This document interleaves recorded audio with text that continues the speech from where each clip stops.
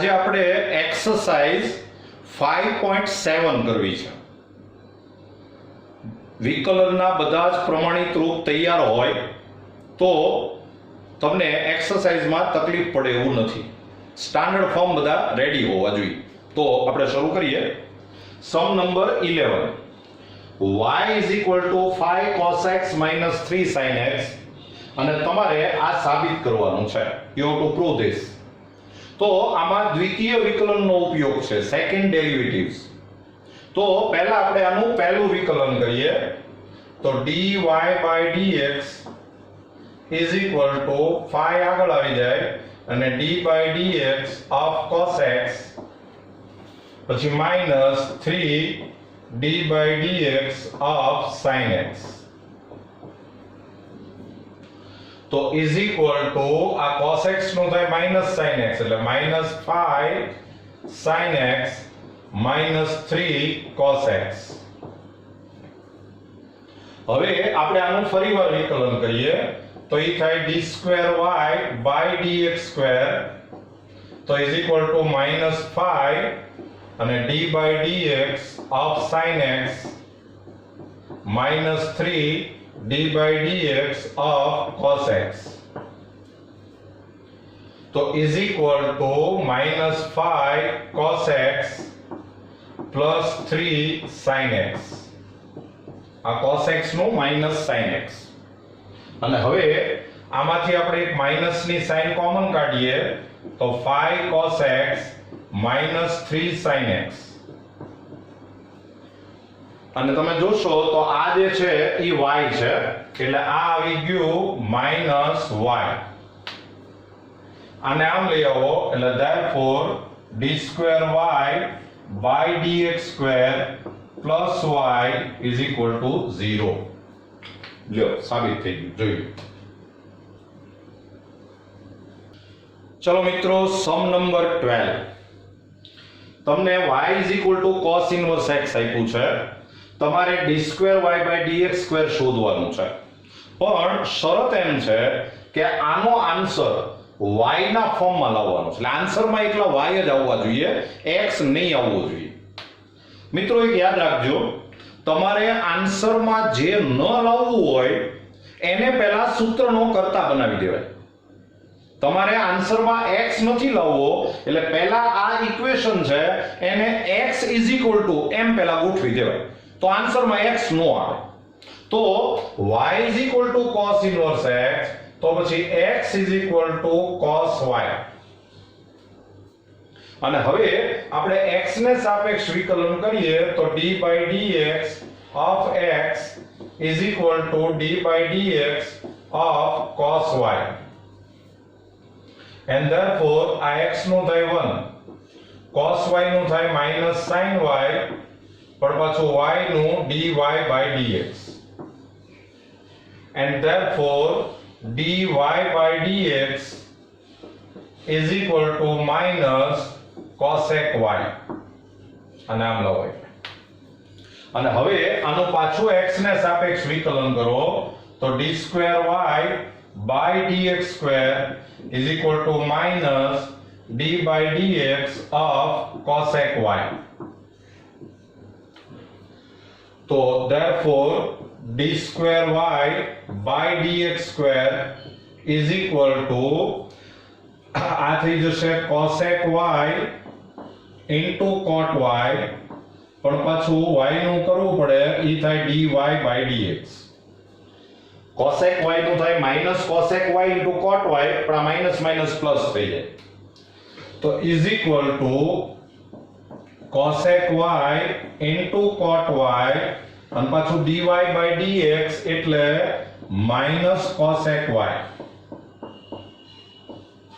એટલે final answer આવી ગયો minus cosec square y into cot y.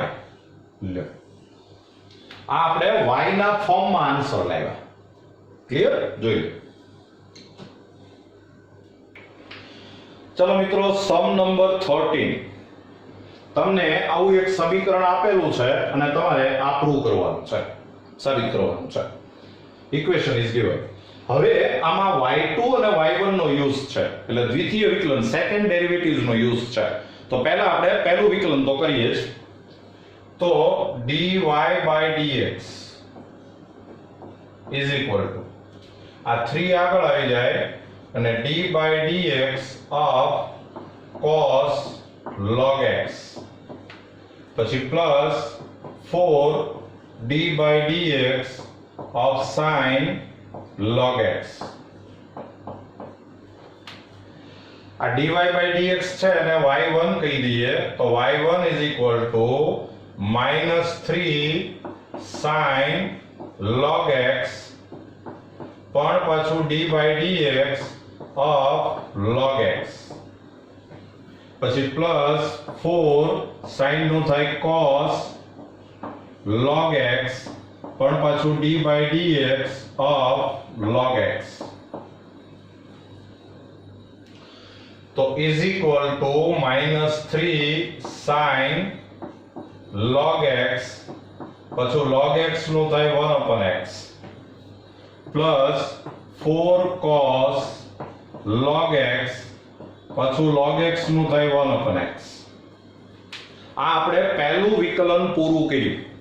પછી મેં તમને ત્રણ મુદ્દા કીધા છે કે જો અપન કાંઈ આવે તો પહેલા એલસીએમ લઈ લેવાનો, લસા લઈ લેવાનો. તો આપણે લસા લઈ લઈએ એટલે આ થઈ જાય xy1 is equal to -3 sin of log x અને plus 4 cos of log x. આને તમે રિઝલ્ટ 1 કહો, કદાચ જરૂર પડે. હવે આપણે આનું ફરીવાર વિકલન કરીએ. ફરીવાર વિકલન કરશો એટલે અહીંયા ગુણાકારનો નિયમ લાગશે. તો x એમનમ અને d by dx of y1 plus y1 એમનમ અને d by dx of x is equal to -3 આગળ આ sin નું થાય cos log x પણ પાછું d by dx of log x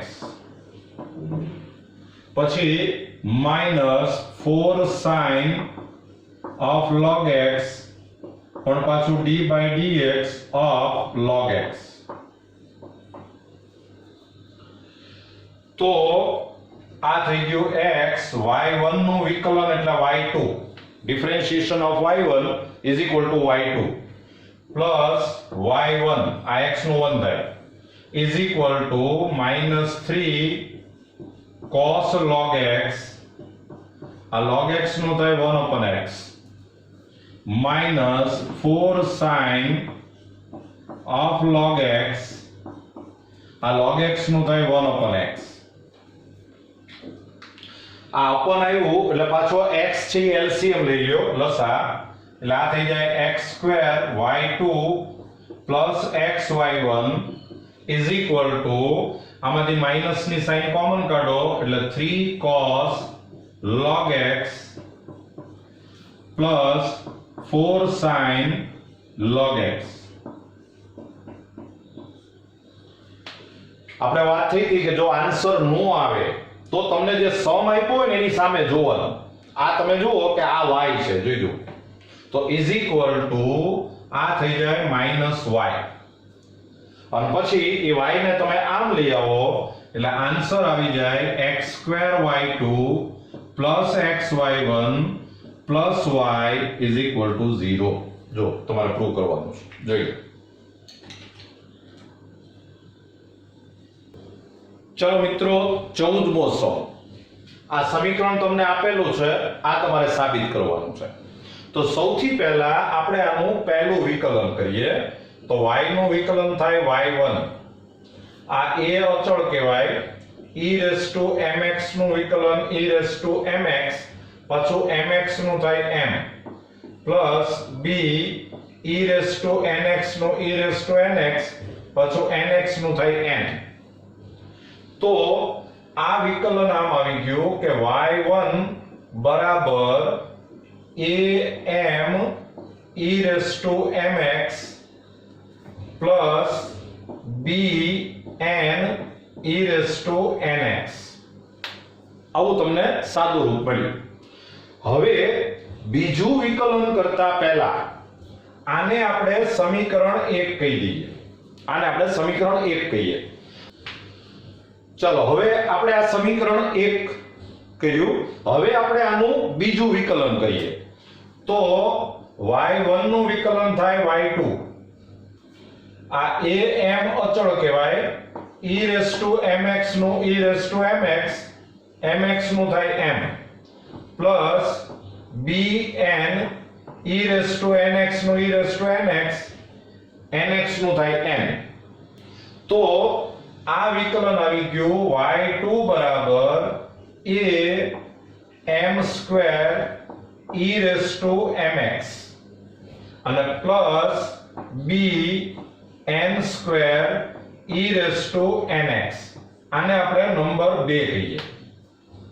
હવે જુઓ મિત્રો, આપણે સૌથી પહેલા e⁻mx ની વેલ્યુ શોધવી છે. તો આ e⁻nx નો લોપ કરવો પડે. એટલે આ પહેલું સમીકરણ છે એને આપણે n થી ગુણી નાખીએ. n થી તમે n થી ગુણશો એટલે આ થઈ જાય ny1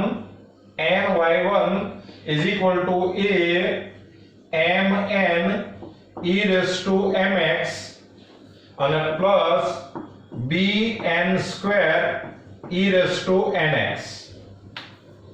આની તમે બાદબાકી કરો તો આ થશે y2 ny1 is equal to, આમાંથી આપણે a e⁻mx કોમન લઈએ તો અહીંયા વધશે m² અને minus mn. m² minus mn આ તો કેન્સલ થઈ જશે. તો આની ઉપરથી આપણને a e⁻mx is equal to y2 minus ny1 upon m² minus mn આવી વેલ્યુ મળે. એ તમે યાદ રાખો. હવે તમારે ધારો કે e⁻nx ની કિંમત શોધવી છે તો તમારે આનો લોપ કરવો પડે. આનો લોપ કરવો હોય તો હવે આને તમે m થી ગુણી નાખો. હવે તમે એને m થી ગુણો તો આને તમે m થી ગુણશો તો આમ થશે. જો આને આપણે m થી ગુણીએ તો my1, આને આપણે m થી ગુણીએ તો my1 is equal to a m² e⁻mx પછી પ્લસ આને આપણે m થી ગુણ્યું છે એટલે b mn e⁻nx. એની નીચે આપણે આ બીજું સમીકરણ લખીએ y2 is equal to a m² e⁻nx plus bn² e⁻nx.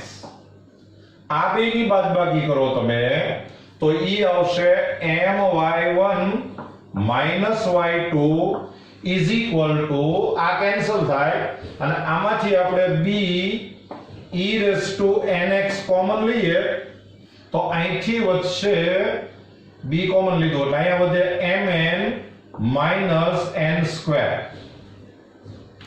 અને તેથી b e⁻nx is equal to my1 minus y2 છેદમાં mn minus n². અને હવે મિત્રો તમે સ્પેશિયલ સમ છે આ વેલ્યુ અને આ વેલ્યુ ઈ બંને તમે આમાં મૂકી દો y માં. તો એ વેલ્યુ તમે મૂકશો એટલે આમ થશે કે y is equal to આ a e⁻mx એટલે ઈ થઈ જાય y2 minus ny1 upon m² minus mn.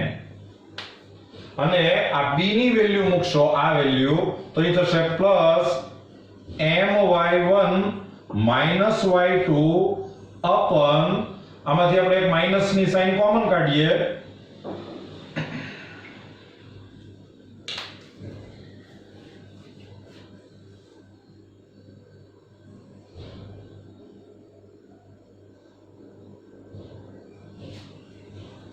આમાંથી આપણે એક માઈનસ ની સાઈન કોમન કાઢીએ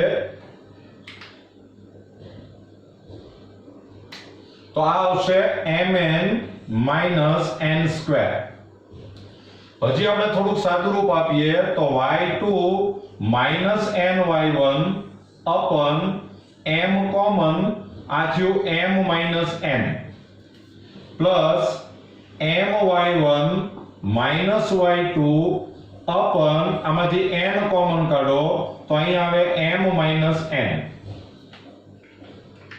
તો હવે તમે જો આમાં લસા લેશો એટલે અહીંયા તમારે y ની સાથે ગુણાશે mn into m minus n into y. આ લસા લ્યો એટલે અહીંયા y ની સાથે આ ગુણાય. અહીંયા તમારે n ગુણાશે એટલે આ થશે is equal to ny2 minus n square y1. અહીંયા તમારે m ગુણાશે એટલે પ્લસ m square y1 અને માઈનસ my2. હજી આપણે થોડુંક સાદું રૂપ આપીએ તો is equal to આ પદ અને આ પદ એમાંથી આપણે માઈનસ y2 કોમન કાઢીએ એટલે અહીંયા વધશે m માઈનસ n અને આમાંથી પ્લસ y1 કોમન કાઢો એટલે m square minus n square.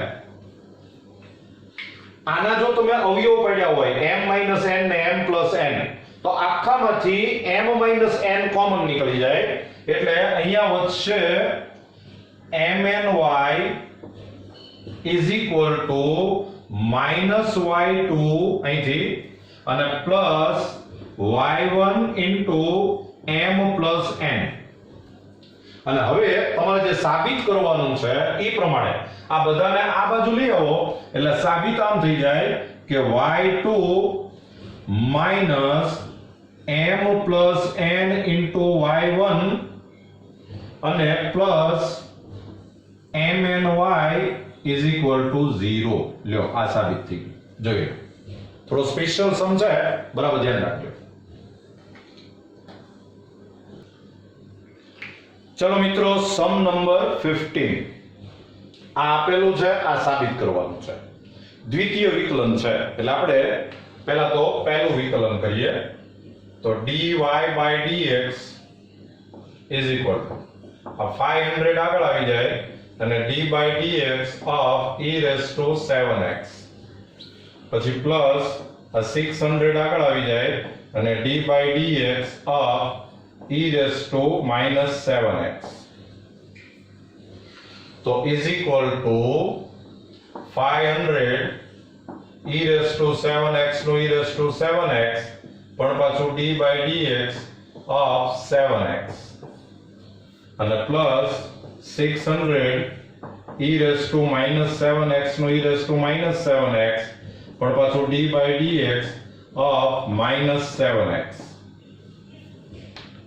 તો આ થઈ ગયું 500 e raised to 7x into 7 અને plus 600 e raised to minus 7x into minus 7. આ આપણે હજી પહેલું વિકલન કર્યું. હવે આપણે બીજું વિકલન કરીએ તો d2y by dx square તો is equal to આ 500 into 7 એ આગળ આવી જાય અને d by dx of e raised to 7x પછી માઈનસ આ 600 into 7 આગળ આવી જાય અને d by dx of e raised to minus 7x. હજી વિકલન કરીએ તો 500 into 7 into e raised to 7x નું e raised to 7x અને પાછું 7x નું 7 minus 600 into 7 into e raised to minus 7x નું e raised to minus 7x પણ પાછું minus 7x નું minus 7. ચલો હવે આમાંથી આ 7 * 7 એટલે 49 થાય, I 49 થાય.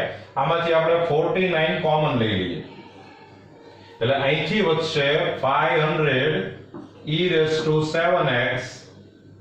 અને પ્લસ 600 e⁻⁻⁷x.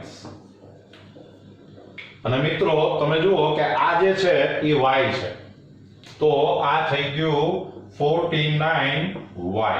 લ્યો આ આપણે સાબિત કરવાનું છે, જોઈ લો.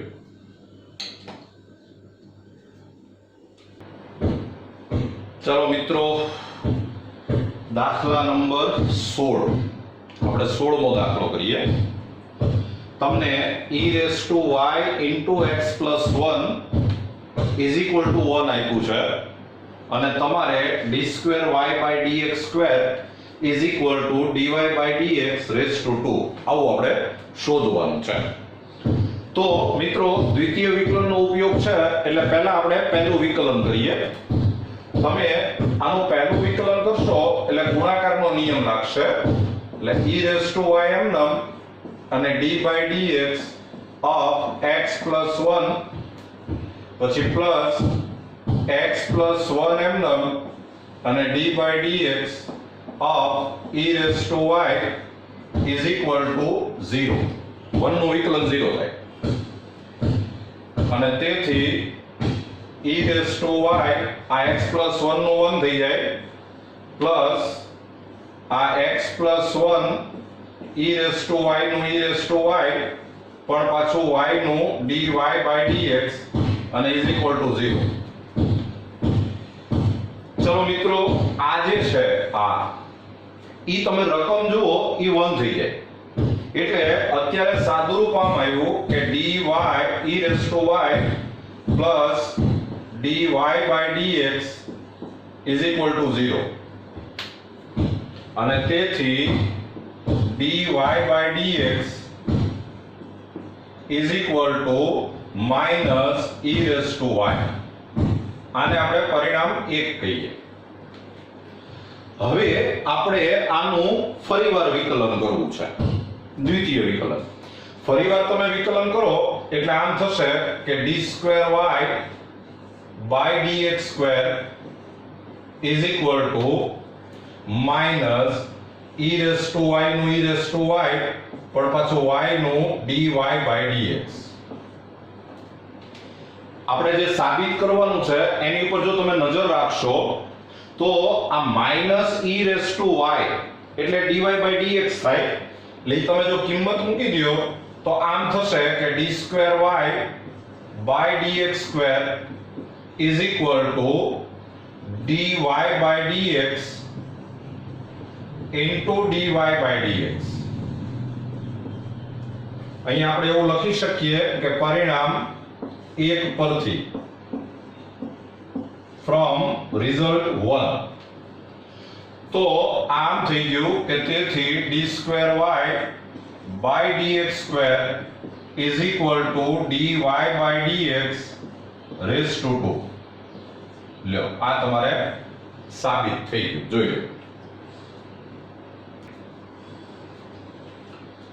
ચલો મિત્રો, સમ નંબર 17 તમને આમ રકમ આપી છે અને આપણે આ સાબિત કરવાનું છે. we have to prove this statement. તો y2 નો યુઝ છે એટલે આપણે દ્વિતીય વિકલન તો કરવાનું છે, સેકન્ડ ડેરિવેટિવ્સ. પણ પહેલા આપણે પહેલું વિકલન કરીએ.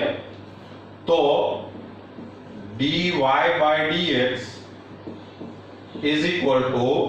આનું વિકલન થશે 2 tan inverse x પણ પાછું d/dx of tan inverse x. તો = 2 tan inverse x into આ tan inverse x નું થાય 1/1 + x². આ dy/dx ને આપણે y1 કહી દઈએ. આપણે વાત થઈ હતી કે પહેલું વિકલન થાય પછી જો છેદ આવે તો લસા લઈ લેવાય એટલે આપણે આને લસા લઈ લઈએ એટલે આ થઈ જાય 1 + x² into y1 = 2 tan inverse x. આને આપણે પરિણામ 1 કહીએ, કદાચ જરૂર પડે. ચાલો હવે આપણે આનું દ્વિતીય વિકલન કરીએ, ફરીવાર વિકલન કરીએ. તો ફરીવાર વિકલન કરશો એટલે અહીં ગુણાકારનો નિયમ લાગશે.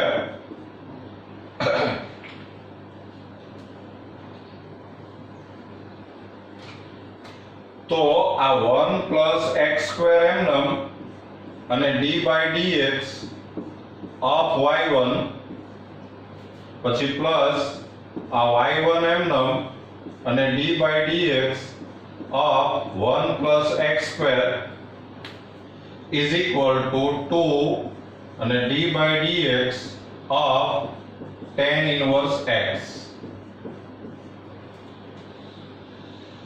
ચાલો હજી આપણે વિકલન કરીએ તો આ 1 પ્લસ x² આ y1 નું થાય y2 પ્લસ y1 આનું વિકલન થાય 2x is equal to 2 into 1 upon 1 plus x².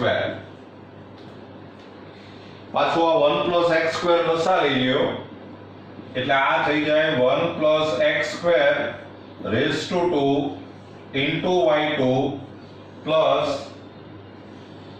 આ